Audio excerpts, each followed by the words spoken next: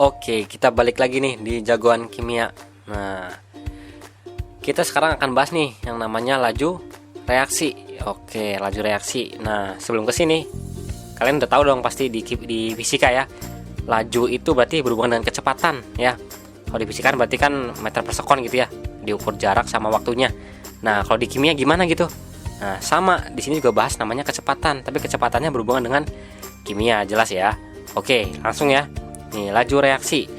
Laju reaksi itu tadi kan berhubungan dengan kecepatan ya, atau V gitu ya. Nah, kecepatannya ini diukur dari perubahan konsentrasi tiap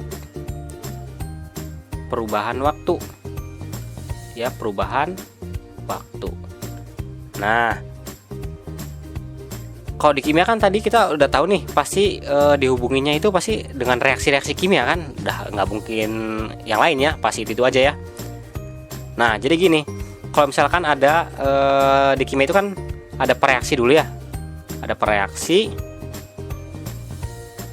terus jadi produk gitu ya, ada pereaksi jadi produk. Nah, ini semuanya punya kecepatan. Nah, gimana ngukurnya? Nah, kita bahas nih di sini nih cara ngukurnya gimana. Oke, sebelumnya lupa nih, kenalan dulu nih. Nah, balik lagi ya sama kakak nih, Kak Jun ya, sama Bang Rich ya, Bang Rich yang lagi diem aja nih. Ya, barangkali kaliannya lupa nih. Nah, kenalin sama kakak tadi ya. Oke, balik lagi nih. Balik lagi. Nah, gimana sih kita ngukur kecepatan dari pereaksi gitu ya? Nah, jadi gini. Kalau kita ngukur dari V pereaksi ya, VP aja gitu ya, P pereaksi gitu ya.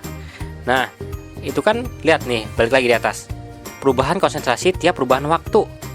Nah, berarti perubahan itu delta ya, perubahan konsentrasi tiap perubahan waktu gitu ya. Nah, tapi lihat, namanya pereaksi itu kan dia itu bereaksi gitu ya, bereaksi itu selama kelamaan berubah jadi produk ya.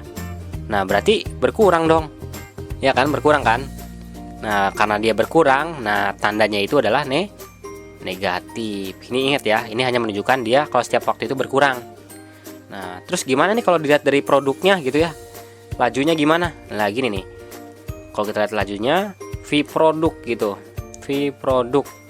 Nah, gimana? Sama ya, perubahan konsentrasi dari produknya jelas ya, per perubahan waktu gitu.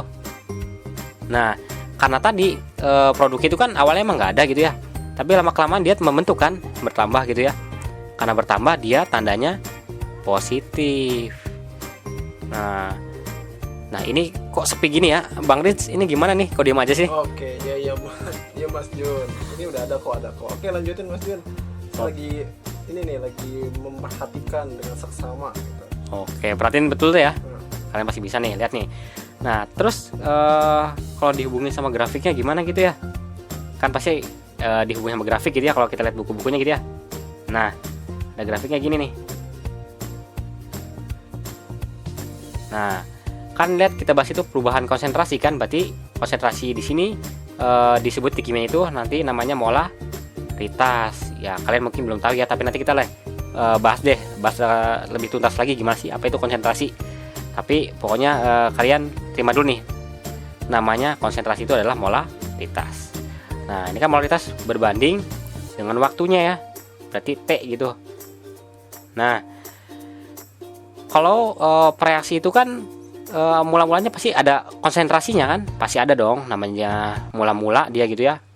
Nah, misalkan segini nih konsentrasinya.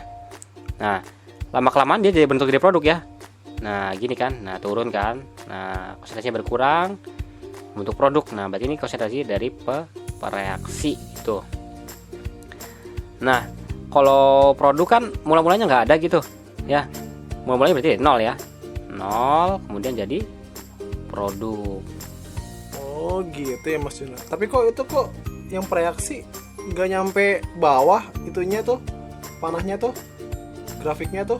Oh iya, nggak sampai bawah ya. Nah, kenapa tuh? Kenapa nih? Ayo, kenapa nih? Nah, jadi gini ceritanya.